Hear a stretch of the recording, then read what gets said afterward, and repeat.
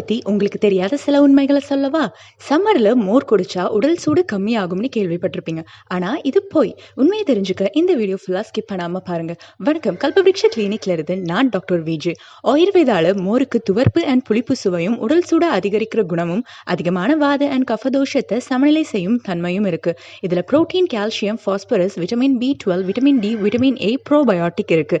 சம்மர்ல டைஜஷனுக்கு தேவைப்படுற அக்னி கம்மியா இருக்கும். ஸோ பசி எடுக்காது. மோர் உடல் சூட்டை அதிகரிச்சு பசியை தூண்டுறதுனால சம்மர்ல குடிக்க சொல்றாங்க. ஆனா அதிகமான உடல் சூடு, தாகம், எரிச்சல், மயக்கம் அண்ட் பித்த நோய்கள் உள்ளவங்க சம்மர்ல இதை அவாய்ட் பண்ணணும். மோர் குடிக்க பெஸ்ட் சீசன் குளிர்காலம் தான். இது வயிறு அண்ட் குடல் ஆரோக்கியத்துக்கு மிக நல்லது. எந்த நோய்களுக்கு மோர் குடிக்கலாம் பார்ப்போமா?